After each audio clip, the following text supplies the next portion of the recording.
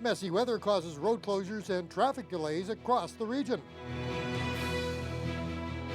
Fire leaves major damage at an Onion Lake Road residence. And some tough questions for the head of General Motors.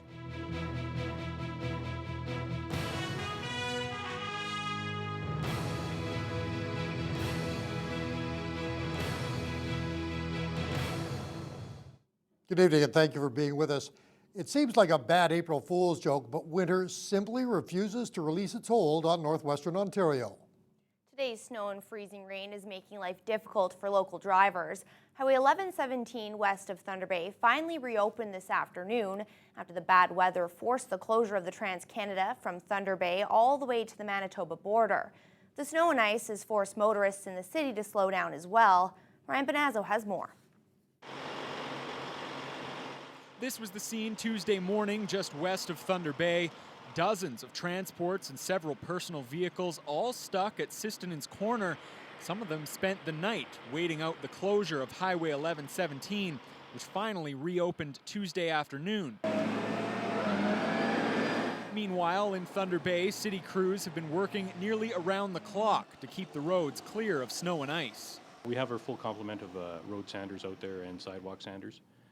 So we are dealing with, I think, about 14 sanding units for the roadway and about 15 sanding units for the sidewalks. But the long hours, notes Adams, are naturally starting to take a toll on his employees. Our staff has been running for quite a while now, so they're getting tired, and that's the one thing that we, it would be nice if we had more staff, but we're dealing with the staff we have. They're doing a very good job out there, and again, it's a long event, and it's just draining on them. City police have thus far dealt with a surprisingly low number of accidents, but Thunder Bay Police Traffic Sergeant Glenn Porter cautions drivers to travel at a reduced rate of speed and, above all, to make sure vehicle windshields have been properly scraped before heading out. Visibility is critical in this kind of weather. You have to be able to see what's going on around you. So take that extra couple of minutes, clear those windows off. That, he says, is the best way to prevent a collision. Ryan Benazzo, TBT News. A residence on Onion Lake Road has been badly damaged by a fire that broke out in a bedroom of the home this morning. Thunder Bay Fire Rescue was called to the residence just after 9 o'clock and were on the scene for most of the day. First crews to arrive found flames coming from the window of the bedroom. Firefighters were able to make an initial interior attack on the blaze, and while the flames were quickly knocked down, they broke out once again in the attic of the residence. All occupants of the home were safely evacuated and there were no injuries to fire personnel. The cause remains under investigation. A group pushing for a ballot box question this fall on the proposed event center will hold another meeting tonight. It was a packed house for the previous gathering of the concerned taxpayers of Thunder Bay at the Mary J. L. Black Library. It was an emotional meeting with a lot of criticism directed at Mayor Keith Hobbs, who attended the event. Many in the group feel the city can't afford an event center at this time. They also worry about the downtown location and a perceived lack of parking. If a plebiscite were to be added to the October 27th election, the question would need to be approved by council by the end of the month. The meeting gets underway tonight at 7 at the Da Vinci Center. Meanwhile, the city's Young Progressional Network Shift says they support progress with the event center. The group says they're excited about the prospect of having a Keystone facility, but also advocate for economic viability and continued public consultation on the topic. The ongoing saga of the James Street Swing Bridge continues to drag on with no end in sight.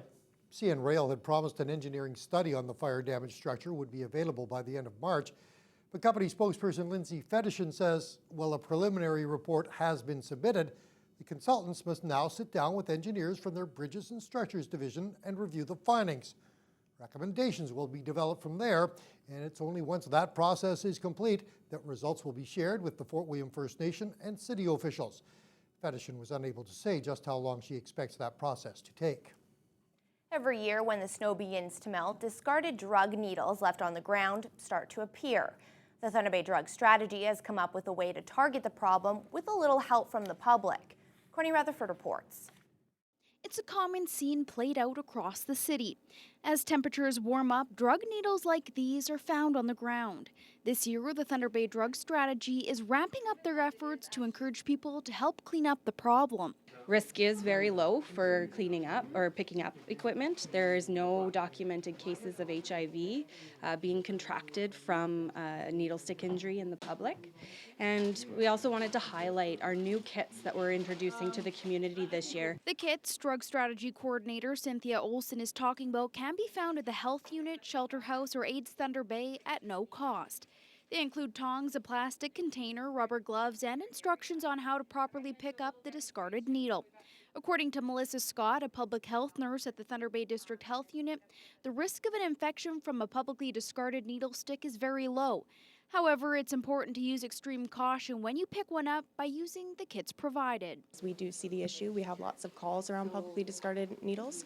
And we thought that for anyone who is comfortable, anyone who sees it frequently, small business owners, people who just live in areas where they do see those issues, that if they're comfortable to use the kits, then why not let them? Once you've picked up a needle and placed it in a kit, they can be dropped off into a yellow bin like the one shown, located at various locations across the city, including the health unit. Courtney Rutherford, TBT News. Today is commonly known as April Fool's Day, but many environmental activists around the world now refer to April 1st as Fossil Fool's Day. Members of a student-led group known as Fossil Free Lakehead organized a satirical demonstration at Lakehead University today as part of the international environmental movement. The students set up this mock fracking rig inside the LU Agora. Fracking is short for hydraulic fracturing, which is a process used to extract oil and gas from the earth. Lakehead Masters of Education student Natalie Garam feels it's unethical for the school, which she says currently invests money in the energy sector, to profit from an industry that contributes to climate change. It's an example of disaster capitalism and certainly doesn't belong at an educational institution where people are being taught to think critically and to engage in social and ecological issues. So we're asking them to really put their money behind their ethics and show us through investments that they care about the future they're creating for their students. More information on the Fossil Free campaign is available on the Fossil Free Canada website. Research work will continue this summer in the experimental lakes area near Kenora. The provincial government has announced it has signed an agreement with the International Institute for Sustainable Development that will allow freshwater research work to proceed during the 2014 field season. Among the projects planned are a look at the ecological risks from the release of nanomaterials into the environment. Work at the world-renowned research site was put in jeopardy last year when the federal government withdrew its support. But a new deal was reached between the federal, Ontario, and Manitoba governments with support from the private sector that has kept work in the experimental lakes region alive. The Progressive Conservatives say leaked documents show the Liberals plan a month of spending announcements leading up to the May 1st budget. The PC say the budget will increase spending by nearly $6 billion, but the government is refusing to confirm the date or the details. Finance Minister Charles Sousa wouldn't comment on any specifics in the budget, but he did admit that the government will increase spending. The leaked budget documents provided by the Tories also say Sousa will unveil a new deficit figure Thursday that's expected to be lower than the latest projection of $11.7 billion. A prominent Thunder Bay lawyer and human rights activist is calling on Ottawa to make election campaigns more accessible. David Shannon made a presentation to the Parliamentary Committee reviewing the Fair Elections Act yesterday. Shannon told the committee democracy is about more than just voting stations. He says people with disabilities shouldn't be faced with barriers when going to campaign offices, debates, or town hall meetings. While Shannon believes most politicians in Thunder Bay make an effort, there is a constituency office he says is very problematic. Bruce Heyer's constituency office is in fact probably one of the worst examples of what you would think of accessibility. A steep ramp with a doorbell at the back is very undignified, is degrading really. That's probably the very worst example that I've seen in Thunder Bay. Shannon says there are 4 million people with disabilities who are voting age in Canada. He's hopeful changes will be made to the Fair Elections Act before the third reading. If not, he'd like to see an amendment to the bill before the 2015 federal election. 2,000 area Star Security customers are now being looked after by TBT. That switch comes as the owners of Star Security decided to retire. The business had been serving Northern Ontario for more than 15 years. Under the changeover, TBT has not acquired the building that Star Security used, nor its staff.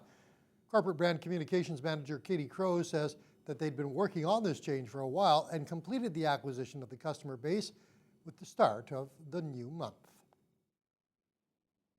We've been communicating with these customers for about 2 months, both TBT and Star Security. So at this point, they are well aware of what's happening and have the information that they require. So I think from the customer's perspective, everything's been quite smooth. Crowe also says that while there will be a bit of a change at the business level, there will be no other impact on the clients. Drinkers in Ontario have a reason to toast the provincial government today. It's announced it will allow liquor to be sold at kiosks in grocery stores. Currently, Ontarians can only buy liquor in non-Canadian wine and government-run LCBO stores. The province will permit LCBO kiosks in the same supermarkets where shoppers currently buy their food supplies. Relaxing Ontario's strict alcohol laws and even selling off the LCBO has been keenly debated for years. The first such outlets are to be established at stores in southern Ontario. There is no word when they might be established in this area.